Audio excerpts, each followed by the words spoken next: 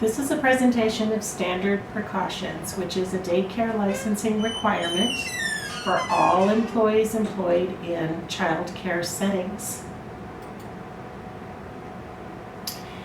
Standard precautions have two elements to it. The first is transmission-based precautions. We keep our centers clean on a daily basis. The cleaners that we use are regulated by local health departments, and we have yearly inspections from our health departments to ensure that we are following the proper guidelines. Hand washing is the most important way to control the spread of germs, and cleaning and sanitization of surfaces is the second way that we try to keep the germ loads down in our centers. Germs spread by a variety of routes, and you can see the routes right there. And we're going to talk a little bit more about the different routes. Direct contact is when two people have contact with each other, physical contact. One of them has a germ and the other person is like the receiver on a football team. You can catch these illnesses that spread by direct contact by touching an infected individual, by kissing, having contact with oral secretions or body lesions, and also by sexual contact. Usually the germs that are spread by direct contact do not live long on inanimate surfaces. And an example of the illnesses caused by direct contact are impetigo, herpes, mono, ringworm, STDs, and our new illness as of a couple of years ago, Zika.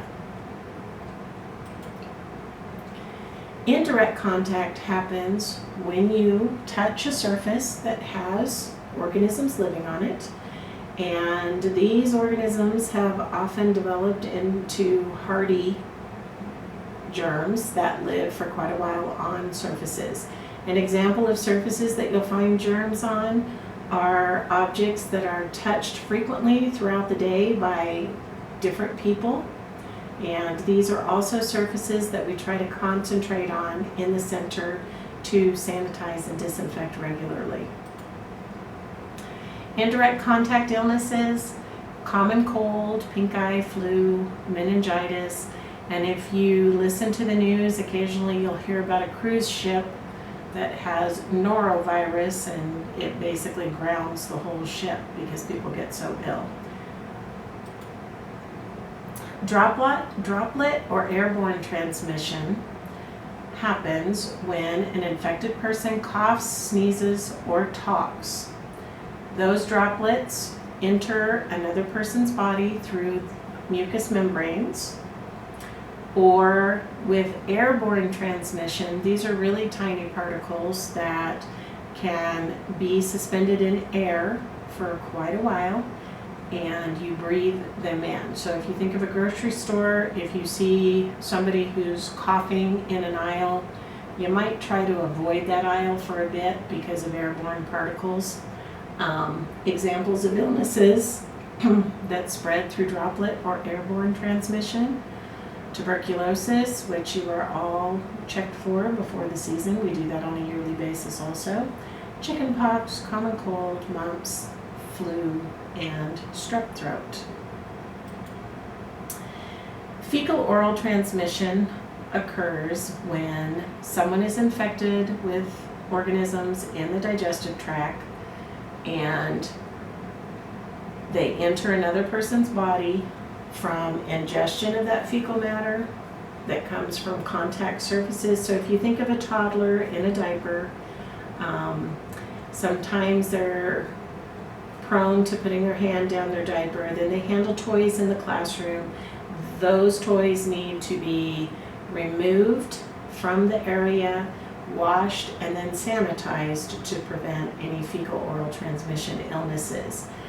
It also occurs with restaurant workers that go to the restroom, don't wash their hands, or they don't wash properly. They come back, they prepare your food, and then you hear about hepatitis A, which occurs that way. Rotavirus, salmonella, and E. coli are other organisms that spread through the fecal-oral route.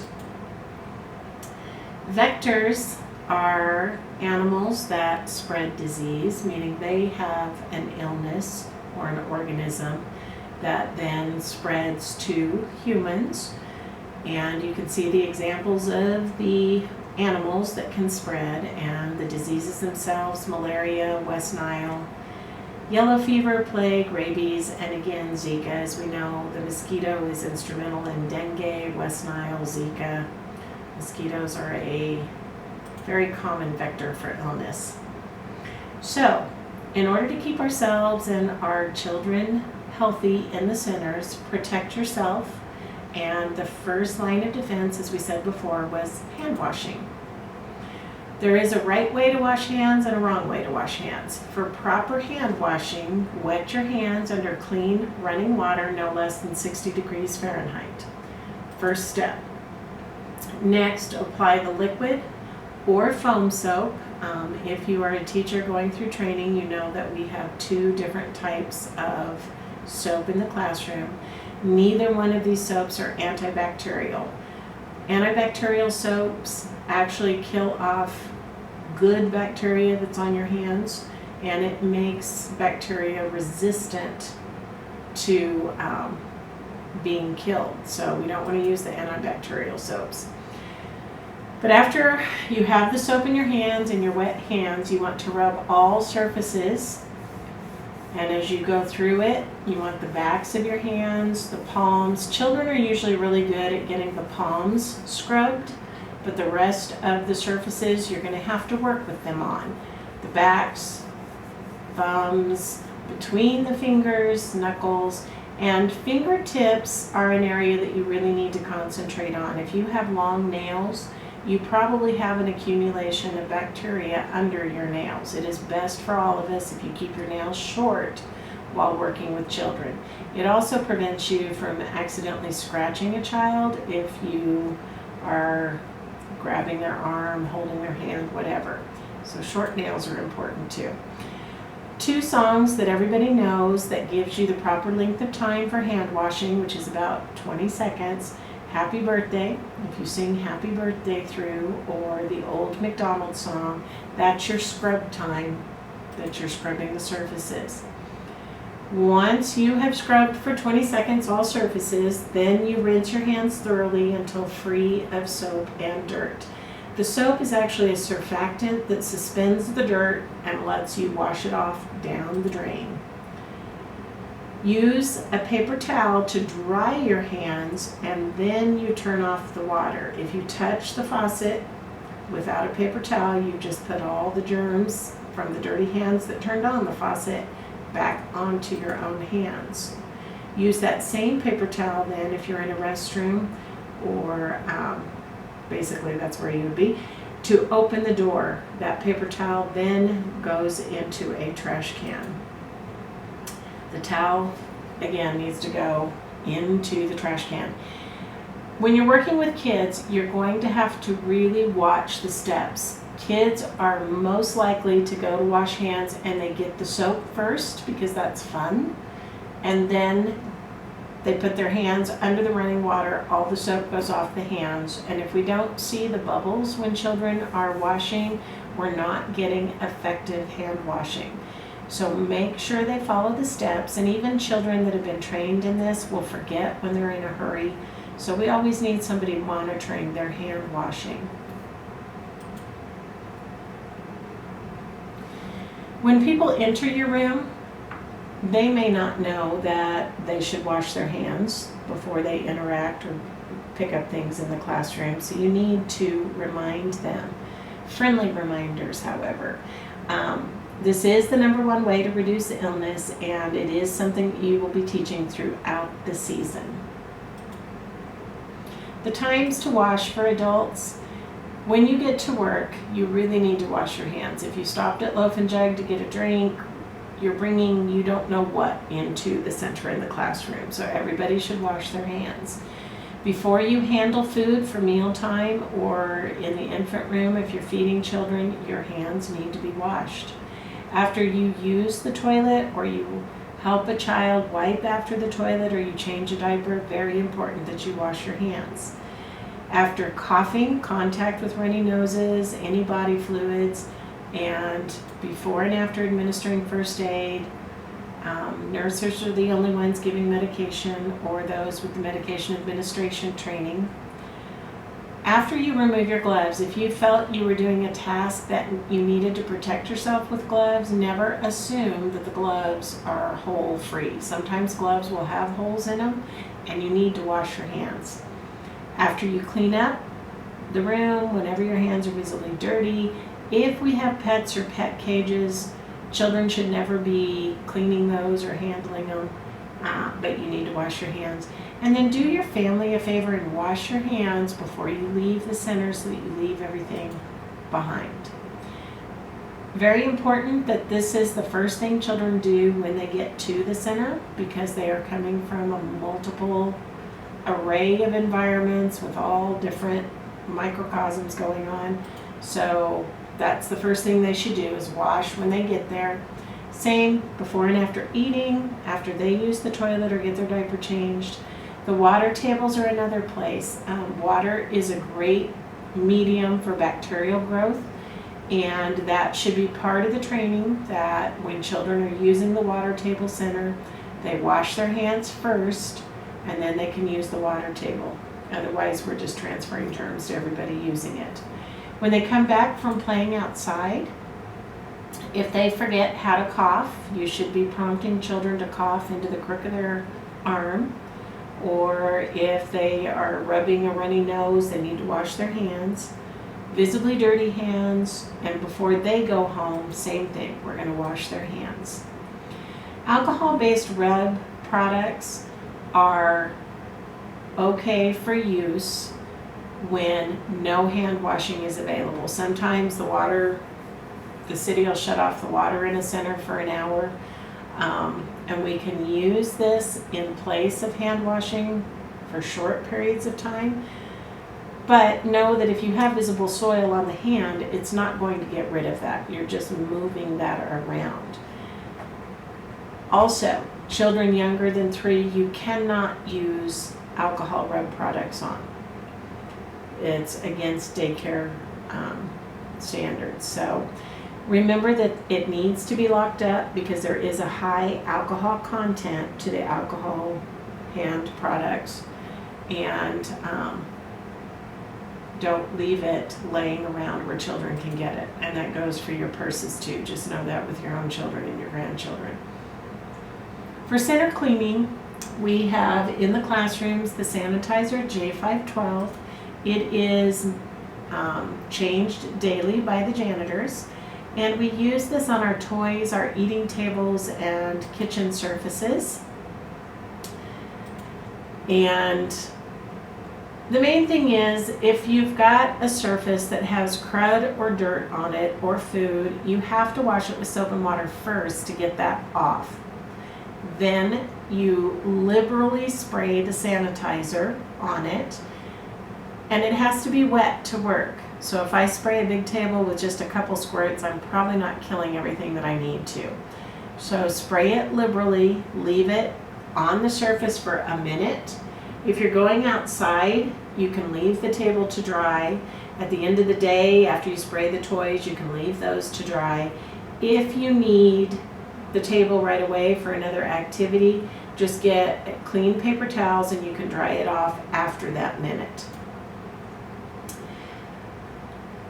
In the ladder of sanitizers and disinfectants, we're stepping up a bit. Virex is a disinfectant. It is stronger, but it is limited to what we can do with it. It's in the blue bottle, and our bus staff and our janitors use the Virex. It's used on hot spots in the center, just like we were talking about, frequently touched surfaces, and it is used on all bus surfaces. It has a longer contact time because we generally have a longer time for it to work. We don't have kids that are right there, right then. And it is less expensive than our other disinfectant. So that's why we have 2 in the program. But again, you have to clean visible dirt with soap and water first, and then it has to be in contact with the surface for 10 minutes. You have to spray this quite a bit, because if I don't get enough on the surface, it's going to evaporate before that 10 minutes. Our other disinfectant is Oxivir. This is a pre-made bottle. It's in a purple bottle.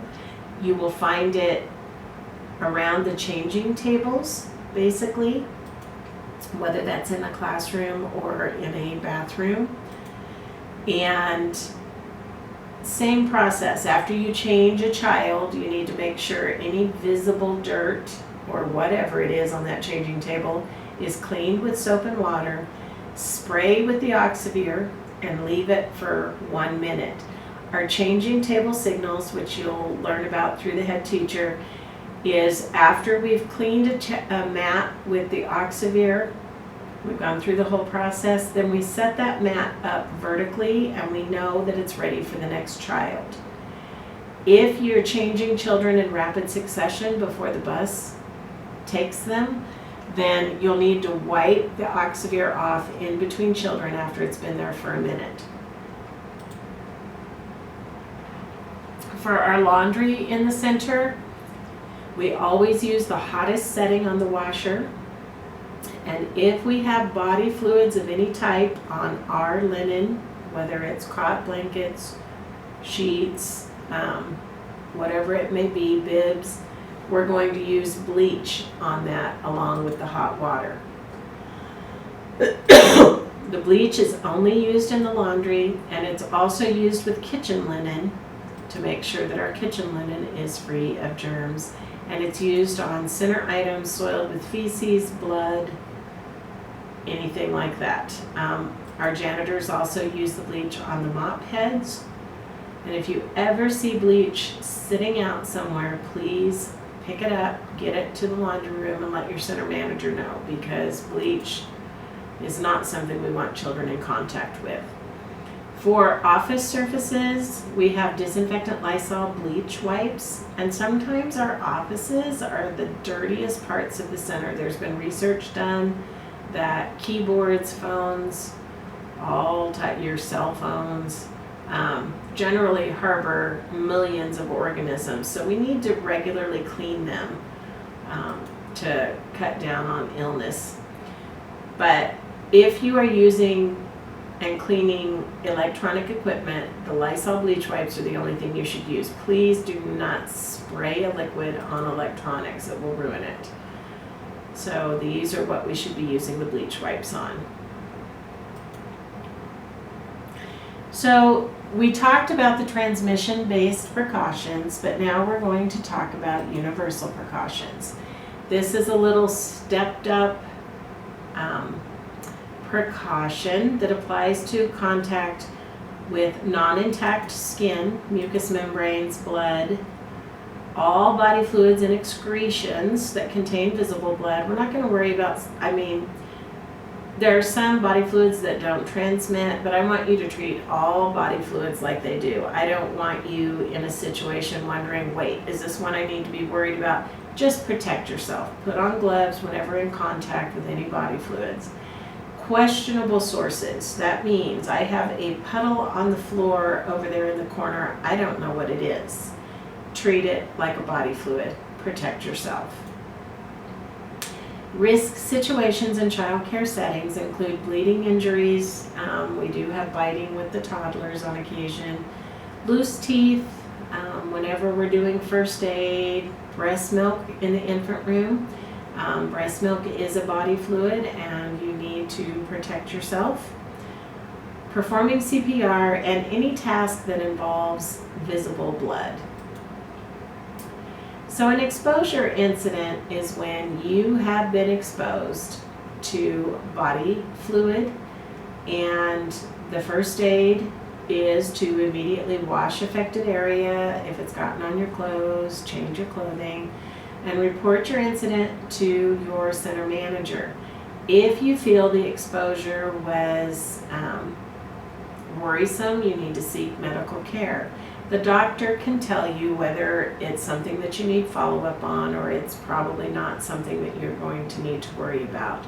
The main thing to remember is if it's a child that had a bleeding injury that then you splashed into your eye, the child and their information is confidential. That does not go around the center, so be careful there. The exposure has to be documented before the end of the day. So blood contact germs, transmission of germs occurs when individuals come into contact somehow with infected blood or infected body fluids. So these type of illnesses are more severe. The ones we talked about previously, you get sick for a little bit, but most people recover without any problem. However, Hep B, C, and HIV have long-term effects on health, and therefore it's a more serious illness. Hepatitis B happens when you get the virus and it infects your liver. Some people have mild illness, some people don't even know that they've had this, or it can range to where you incur permanent liver damage. Most individuals do recover from Hep B, but you need to be aware that if you have had Hep B, you have a higher chance of having liver cancer later. There is no cure for Hep B once you get it, but there is a preventive vaccine which the children in our centers have had, a series of 3 shots beginning at birth, and this protects them from it. So your children generally are not carriers of the Hep B unless they have refused vaccine. And those numbers are so low that your nurse would know if the child has had their vaccines. Hep C is the most common bloodborne infection, and if you look at the ways it is transmitted, that's really not occurring in our center, and that better not be occurring in our center. But it's not spread by casual contact, but be aware that there is no vaccine for Hep C. HIV, again, a viral infection spread by practices that, again, are not occurring in our center. And be aware that HIV causes illness in the body because it interferes with the immune system's ability to fight off other illnesses. So for our health staff, they do perform lead and hemoglobin testing with children, and they receive specific training. They have sharps containers in the health office, but no other center staff should be involved in that process.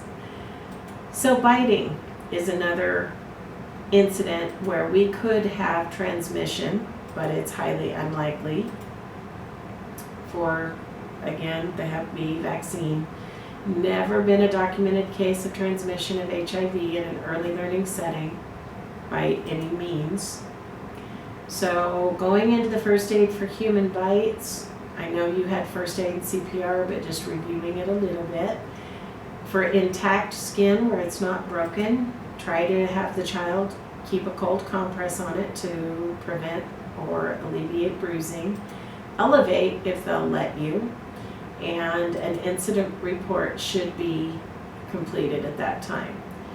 Usually when a child bites another child, they get a reaction and they release quickly, but sometimes you may have broken skin, and in that case you can only use water to rinse it, apply pressure to stop any bleeding, and this would be the case where we might be worried about transmission. But as I said, they'd have to hang on for a while for the bleeding to get into the other child's mouth. Usually it's a bite and they're out of there. But if you're worried that the child that bit has blood from the other child in their mouth, then rinse their mouth with water. Again, an incident report for the injured child needs to be completed, and both parents need to be informed, the child that bit and the child that was bit. However, you have to be careful not to tell parents who did the biting, who was bit. The confidentiality is in place there, and Parents may find out, I mean, from a preschooler or even a toddler may be able to tell them that so-and-so bit me, but they will not find out from our staff. Confidentiality must be protected. So it is your responsibility to protect yourself in all center settings, and I recommend that you follow these outside of the center also. Standard means in every potential infectious body fluid situation. So the protective device that we use most in the center are gloves. We do have CPR shields in the first aid kits if there's a time that CPR needs to occur. But as far as gowns and eye protection, we really are not doing things in the center that would require that. But you do see that with the dentist, as you can see in the picture. She has a mask on, but now they even wear the goggles as they're working on people. But following procedure is very important for your protection. Gloves offer protection whenever you're working with someone else who has a tear in the skin. Also, we generally have little microscopic openings in the hands from, it could be a cuticle, could be that you cut yourself on something. So they protect you. The one thing gloves do not do is they don't prevent spreading contamination. So gloves are a one-use item. Once I have finished dealing with whether it's cleaning up a spill or providing first aid, the gloves come right off. I don't want to touch anything else because I could be spreading germs. And I want to wash my hands after I take the gloves off, as we talked about before. You have to have gloves on you when you're outside to be able to protect yourself, so make sure that your fanny packs have gloves in them before you take them outside. So the process is the same whenever we have a body fluid spill. And these are cases that could occur in the center. If the janitor is available, we can ask the janitor to do this, but sometimes we do have to clean up body fluid spills. So you're going to need supplies. You're going to need gloves to protect yourself. You're going to need some sort of absorbent material to soak up whatever it is. Separate plastic bags from the trash in the room, and then your hospital disinfectant, depending on where it is in the situation. Oxivir if I need to have the area cleaned quickly because I've got children needing to use that area, or Virex if it's somewhere that we don't have children. We don't need the red biohazard bags unless we have had something happen that we cannot contain an absorbent material, meaning we just have liquid in the trash bag that if we squeeze it, it's going to come out. And that should not be the case. We should always be able to contain it in our absorbent material. So the first thing you do with the body fluid spill is you put your gloves on. And then we're going to use paper towels, or if it's quaff that's needed for vomit, the quaff is generally in the center manager's office, and the center manager will probably sprinkle that on it because the quaff is so absorbent, the little polymers, that if you get a little bead in a child's eye, it's going to wick the moisture out of their eye. So you need to be very careful with the quaff. But we're going to use that to soak up the liquid part of body fluids. If I've got paper towels, let's say I had a child that peed on the floor and I've used my paper towels, the trash bag should be right next to the spill so that I'm not traipsing across the room to throw them away. But if I lift up the paper towels and it's dripping, I need to put it back down and put more paper towels on it. We want to be able to lift our absorbent material without drips, if that makes sense. It may take a lot of paper towels. So once I've gotten everything absorbed, that goes into the plastic bag, and I'm going to take off those gloves that I was using to absorb and put that in the plastic bag. If you feel better putting it in a second plastic bag, you can. It will protect it more from contamination. Then I'm going to put on new gloves, And I'm going to wash the area with soap and water. As we said, the chemicals don't make things dissolve. You've got to clean it with soap and water. And after that, you have to get dry paper towels and wipe the water off if the surface is still wet. If I don't do, and this is actually true with our sanitizing in the classrooms and such too, if I have a wet surface and I just spray the sanitizer on that, we're actually diluting it. Same with the disinfectant. So we really need the surface to be dry before we spray our disinfectant and sanitizer. So once I saturate it with the disinfectant, if you remember, Oxivir needs to sit there for 1 minute. If you're using Virex, it needs to be there for 10 minutes to kill what it needs to kill. After that time, I can then take more paper towels and wipe up the area so it's not still wet for people to slip on. The same process is in place if we have something on a rug or a couch, an upholstered couch. You need the same supplies, your gloves, materials, your bags to put the stuff in. You're going to put your gloves on. Use the absorbent material to try to soak up as much of it as you can. Stuff goes in the trash bag. You're going to wash your hands. But at that point, the janitor needs to come in to sanitize the rug or the upholstery.